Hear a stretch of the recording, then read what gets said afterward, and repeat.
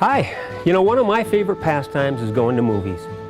I always like to get there early because I like to get the seat I want. But in about an hour, I'm going to be joined with about 400 of my closest friends to watch a movie right here at the Diana Theater in Tipton. You're going to find out all about the Diana Theater and the history right after this, and don't miss it. This is great.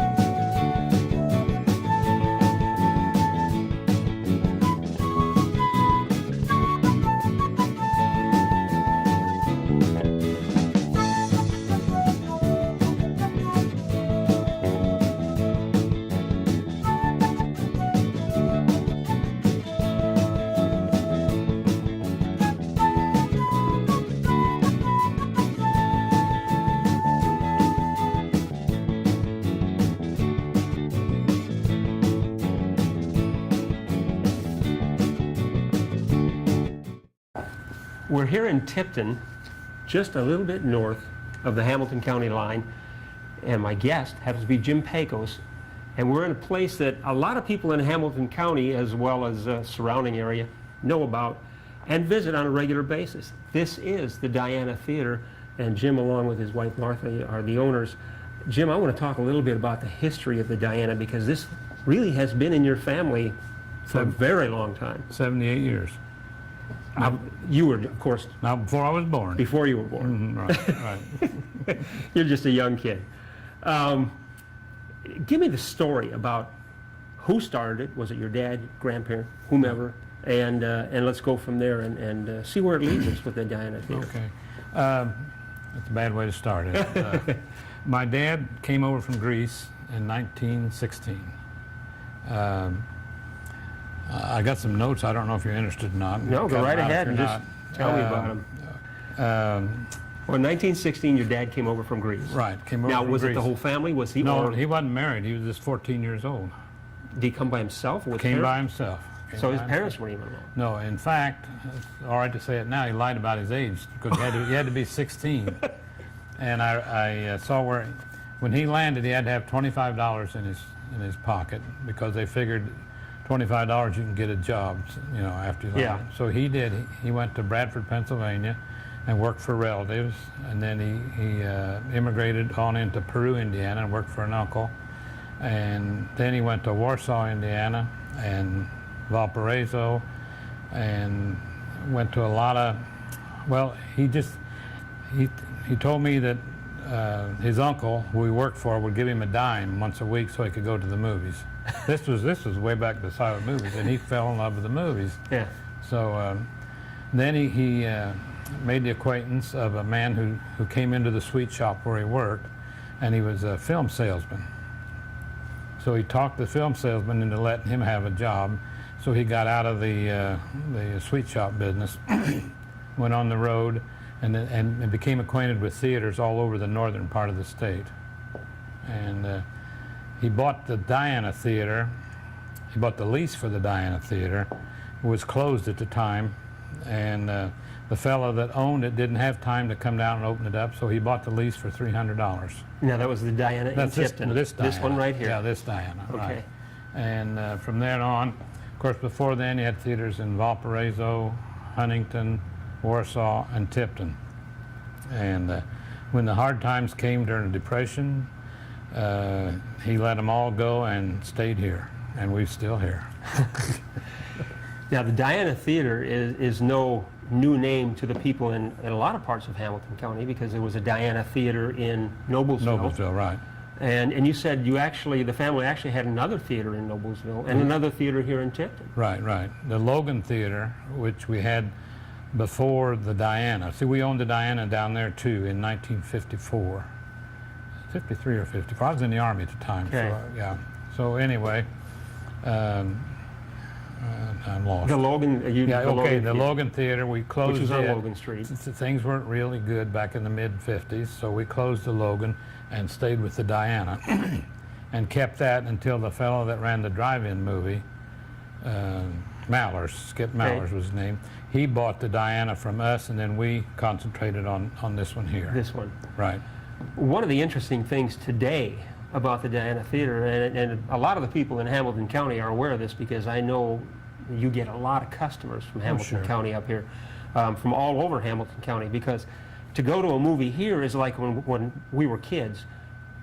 The pricing is probably at least half, if not even less than that, of what it would be at a typical movie theater in the Indianapolis area. That's right. And you're showing great new movies.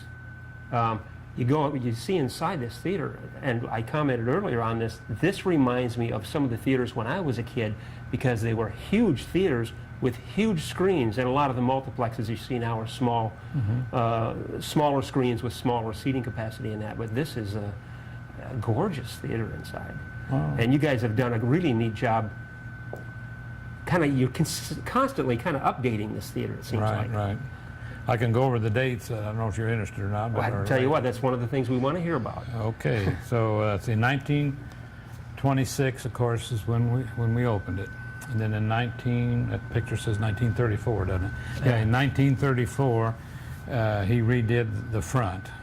And then in 1938, this is talking about my dad now, he also put glass out in front and tried to improve it there. And then, of course, in 1938, of course, then in 47, the theater burned. I remember seeing it. Yeah, the theater burned in 1947 and opened again in 1948. Hope we get these dates straight. Yeah, sorry. And then in 1970, we redid the whole lobby area and put new seats in. And then a few years later, of course, we put up the drapes inside, which sure helps on the sound. Yeah, on the sound, right. Yeah, the sound, that really helped. And then about 2 years ago, I guess it was about 2 years ago, we redid the inside again. And this summer, we're going to do the lobby again. And Constantly updating and upgrading. very soon, we're going to have Dolby Digital Stereo, too. Oh, wow. So we're trying to stay in there. Well, Jim, we're going to be back with Jim Pagos and Martha right after this to hear more about the Diana Theater.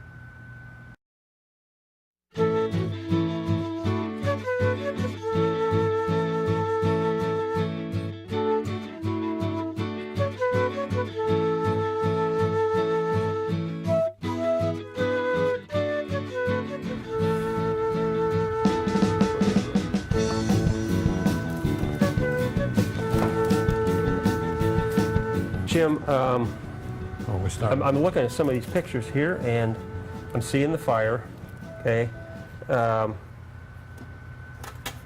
James Dunn, There you go. comedy in shorts. You've seen a lot of change in the movie industry since you started doing this as a kid, and you had a great story about your dad building you A box. A box, and tell that. Well, when I was 10 years old, he wanted me to bag popcorn up. So I couldn't quite reach because I was too short. So he built me a box and put me on that box and says, "You stay there and you bag up the popcorn." I remember that. As a kid, wow, this was quite a fire, wasn't Oh yeah, it? it demolished the whole thing. Was it level? No, the front was still standing and part of the side walls. Reconstruction time must have been substantial. Right, there's huh? the side. Oh gosh. Yeah. Yeah, it was pretty much gutted inside. There's the inside. Turn it the other way. That's it. Now you got me curious. What caused it? Who knows? Who knows? Huh? Well, I can tell you, in those days we didn't have air conditioning. So during the day after you cleaned the theater, you left the doors open in the summertime to air it out. So there was trash barrels back there, and I'm pretty sure that somebody was burning trash. And it was a windy August day. Yeah. And a piece of... One of the things that my family, having come to the Diana Theater, has realized is not only are the tickets to get into the movie much less expensive than everywhere else, but the concessions. As you go to a regular movie theater in Indianapolis, and you can blow your retirement on concessions, and you come in here and it's kind of like going to the store. You keep it reasonable, extremely reasonable, as a matter of fact. and it's a great place to bring a family. Movies, I mean, you're getting really new movies here. Well, we're 2 to 5 weeks behind the opening. Well, by the time somebody like me gets a chance to get to it, you're still a brand new movie here. As far as equipment, the projectors and stuff, have they changed drastically? Oh, sure. You've got pictures of the old. Well, let's find those. Let's see. Do you know where they are in here, Jim? Right there. Oh, right there. There they are. These are old ones from. These are the 1948 ones. All right.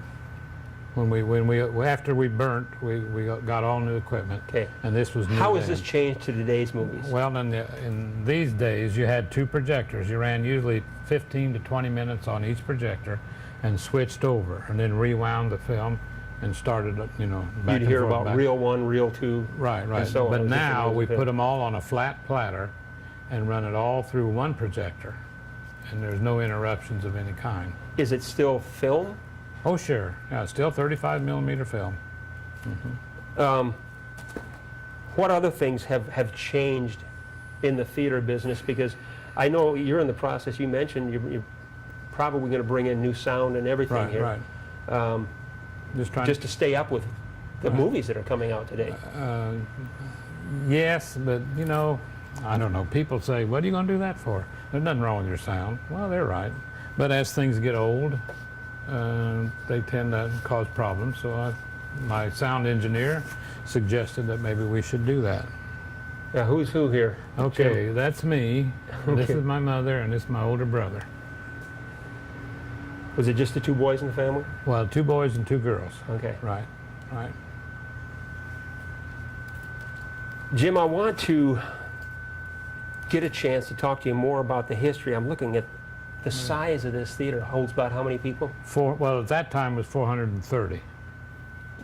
430. Are we still around that number now? Well, now, since we put different seats in, we widened them out and widened the rows out a little bit. So now we're down to 400. So we lost 30 seats. And I think Martha told a story about somebody who had come in from, and this is another thing that amazes me, somebody who'd come in here to go to a movie from Texas. Right. Now, I don't think they're driving specifically to come here to this movie, but the fact that they're coming into this movie theater, and everyone, it's like it takes their breath away, where they just take one of those deep breaths and go, wow, this is so great. A lot of people do. Yeah. Well, I've got more questions for Jim. We'll be back right after this with more from the Diana Theater. It's intermission time here at the Diana Theater. I'm going to get some stuff to eat here. Jim, Martha, I need 3 popcorns, 2 cherry Cokes, a Diet Coke, and a Mr. Pibb, some hot tamales, Dots, a Milk Dud, and lemon heads. Jim, you were telling me some of the stories, one of which was about when Gone with the Wind was out, and when Rhett Butler says, frankly, Scarlett, I don't give a damn. How the gasps in the audience. Everybody just was... Right. And what was the other story about the... About the lady? The dishes. Oh, one lady who's still around, and I'm not going to give you her name, told me that when she was a young girl and her boyfriend and her were thinking about getting married, that they came to the movies and saved the dishes on free dish night. You got to explain free dish night. Well, they gave away dishes on certain nights of the week in order to attract people to come in. So when she saved what she thought was enough dishes, that's when they got married. That's what. Oh boy. Well, and by the way, I've got one of those. She gave me one of them. Do you? Yeah, I've got one at home. Yeah, I do. I love some of the old posters and stuff you have around here too. You know, we've talked to the people about the theater and told them some of the history. And this is a place that they really need to come and experience. And I'm sure once they come here and they realize the experience on their pocketbook is so much less than what they're used to, they'll be back many, many times. How do they get up here? And phone number, if they want to call about what's showing now in the Times and so on. Yeah. Voicemail, things like that. Very simple to get up here. You just come up Highway 19. Well, it's the intersection of 19 and 28. And we're right next to the courthouse. You can't miss it. In Tipton, Right. north of Noblesville, and I can guarantee you people, you want to make that trip from Fishers and Westfield and everywhere else in the county because it's well worth the trip up here. Phone number to find out, about Voicemail. what's on. Right. Is 765-675-4300. Okay, And that'll get you the voicemail. Or if somebody's here at the time, we'll answer it. okay. Okay. Anything they need to know about times of shows? Do they vary depending on the length of the show? Yeah, the length of the movie. Ordinarily, Fridays and Saturdays, we have 2 movies, which would be the first one at 9, the second one 2 or more hours after that. Now, first one you mean, like, is it The 7? first movie, the 7 o'clock 7 movie. o'clock, okay. Okay, and then the rest of the week, we usually run 1 show Sunday through Thursday at 7:15. Right. Okay. Jim, I thank you so much, and I'm wondering if Martha's got the popcorn ready now. Well, if it does, we'll sure ask that, for sure. The Diana Theater, Tipton. You got to get up here and see this place and enjoy a movie in this environment. It's tremendous. Thanks, Jim. Thank you for allowing me to get on this little program.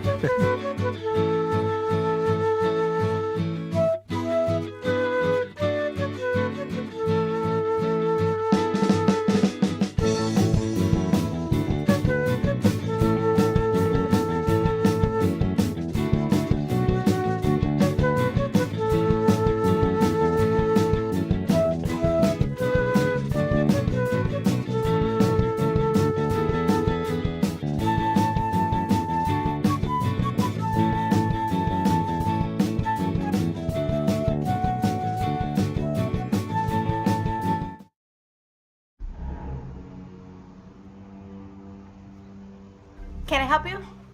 Yeah. I'm looking for Logan Street signs and banners. You found us. But this ain't Logan Street. We moved 22 years ago. You're telling me that Logan Street signs and banners isn't on Logan Street anymore? Exactly. So what are you saying? Logan Street signs and banners conveniently not located on Logan Street, but on South 10th Street in Noblesville, Indiana.